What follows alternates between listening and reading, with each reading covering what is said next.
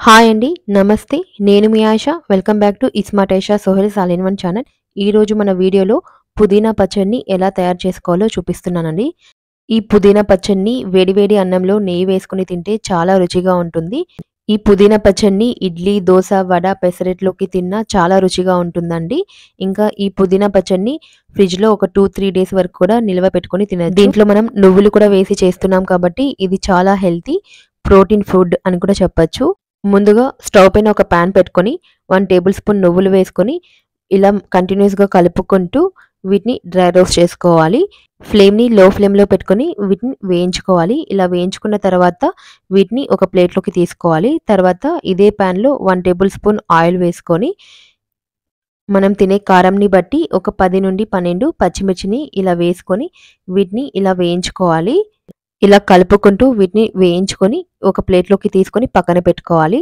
తర్వాత అదే పాన్‌లో ఒక మీడియం సైజు పుదీనా కట్టలోని ఆకుల్ని మాత్రమే తీసుకొని వాటిని ఒక 2 టైమ్స్ వాష్ చేసుకొని తర్వాత ఇలా ఆయిల్‌లో వేయించుకోవాలండి. ఇలా ఆయిల్‌లో వేయించేటప్పుడు దీంట్లో నుండి వాటర్ ఊరుతుంది. ఆ వాటర్ మొత్తం ఇంకిపోయి పుదీనా మొత్తం మెత్తగా అయిన తర్వాత దీన్ని తీసి ఒక ప్లేట్‌లోకి తీసుకొని పక్కన పెట్టుకోవాలి. తర్వాత అదే పాన్‌లో 1 టేబుల్ స్పూన్ ఆయిల్ వేసుకొని ఆయిల్ కొంచెం వేడైన తర్వాత 2 మీడియం సైజు టమాటాలను తీసుకొని కొంచెం పెద్దగా కట్ చేసుకొని ఇలా ఆయిల్‌లో వేసి వేయించుకోవాలి. ఇలా మధ్యలో కలుపుకుంటూ ఒక 2 మినిట్స్ వరకు మూత పెట్టి మగ్గించుకుంటే మనకి టమాటాలు కొంచెం సాఫ్ట్‌గా అవుతాయి. ఇలా కొంచెం సాఫ్ట్‌గా అయిన తర్వాత నానబెట్టుకున్న చింతపండుని కొంచెం వేసుకోవాలి. ఇలా వేసుకొని దీన్ని కూడా ఒక 2 మినిట్స్ ఇలా మగ్గించుకుంటే చింతపండు, టమాటాలు కూడా మరింత సాఫ్ట్‌గా అవుతాయి. ఇలా సాఫ్ట్‌గా అయిన తర్వాత దీన్ని స్టవ్ పై నుండి దింపి పక్కన పెట్టుకోవాలి. ఇది కాస్త చల్లారిన తర్వాత ఒక మిక్సీ జార్ తీసుకొని దాంట్లో వేయించి పెట్టుకున్న నువ్వుల్ని వేసుకొని ఒకసారి గ్రైండ్ చేసుకోవాలి. ఇలా గ్రైండ్ చేసుకుంటే నువ్వులు మెత్తని పొడిగా అవుతాయి. తర్వాత వేయించి పెట్టుకున్న పచ్చిమిర్చి, పొట్టు తీసిన వెల్లుల్లి ఒక 8-10 వరకు తీసుకోవాలి. తర్వాత దీంట్లోనే ఒక స్పూన్ జీలకర్ర, రుచికి తగినంత ఉప్పు వేసుకొని దీన్ని ఒకసారి గ్రైండ్ చేసుకోవాలి. ఇలా గ్రైండ్ చేసుకుంటే మనకి పచ్చిమిర్చి మెత్తగా గ్రైండ్ అవుతుంది. ఇలా గ్రైండ్ చేసుకున్న దాన్ని ఒకసారి బాగా కలుపుకొని తర్వాత మనం వేయించి పెట్టుకున్న పుదీనా ఆకుల్ని వేసుకోవాలి. ఇలా వేసుకున్న తర్వాత దీంట్లోనే మనం వేయించి పెట్టుకున్న టమాటా ముక్కల్ని, చింతపండుని కూడా వేసుకొని మూత పెట్టి ఒక 2-3 సార్లు పల్స్ తిప్పుకుంటూ గ్రైండ్ చేసుకుంటే మనకి పుదీనా పచ్చడి రెడీ అయిపోతుందండి.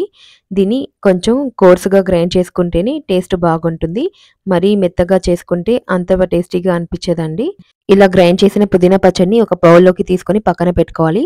దీనికి పోపు కోసం ముందుగా స్టవ్ పైన ఒక పాన్ పెట్టుకొని 1 టేబుల్ స్పూన్ ఆయిల్ వేసుకోవాలి. ఆయిల్ కొంచెం వేడైన తర్వాత 1 స్పూన్ మినపప్పు, 1 స్పూన్ శనగపప్పు, 1 స్పూన్ ఆవాలు వేసుకొని ఇవి కొంచెం చిటపటలాడిన తర్వాత దీంట్లోని దంచిన వెల్లుల్లి 2-3 రెబ్బలు, కొంచెం కరివేపాకు వేసుకొని తర్వాత చివరగా కొంచెం ఇంగువ కూడా వేసుకొని ఒకసారి బాగా కలుపుకొని ఈ పోపుని మనం ముందుగానే రెడీ చేసి పెట్టుకున్న పుదీనా పచ్చడిలోకి వేసుకొని ఒకసారి బాగా కలుపుకుంటే టేస్టీ పుదీనా పచ్చడి రెడీ అయిపోయిందండి. ఇంకా ఈ పోపులోకి ఒక 2 ఎండుమిర్చిని కూడా వేసుకుంటే మరింత టేస్టీగా ఉంటుంది. నా దగ్గర లేవు కాబట్టి వాటిని స్కిప్ చేశానండి. మీ దగ్గర ఉంటే మీరు యాడ్ చేసుకోండి. మంచి రుచితో పాటు ఇలా హెల్తీగా పుదీనా పచ్చడిని చేసి పెట్టండి. ఇంట్లో అందరూ ఒక్క మెతుకు కూడా వదలకుండా తినేస్తారండి. అంత టేస్టీగా ఉంది ఈ పుదీనా పచ్చడి. చూసారు కదండి ఫ్రెండ్స్, పుదీనా పచ్చడిని ఎంత ఈజీగా చేసుకోవచ్చో. ఈ వీడియో మీకు నచ్చితే మీరు కూడా ఒకసారి ట్రై చేసి మీకు ఎలా వచ్చిందో నాకు కామెంట్‌లో తెలియజేయండి. మీ సలహాలు, సూచనలు నాకు కామెంట్‌లో తెలియజేయండి. మరెన్నో టేస్టీ అండ్ క్విక్ రెసిపీస్ కోసం నా ఛానల్‌ని సబ్స్క్రైబ్ చేయండి. పక్కనే ఉన్న బెల్ ఐకాన్‌ని క్లిక్ చేయండి. మరొక వీడియోతో మళ్ళీ కలుద్దాం. Thanks for watching. Take good care. Bye.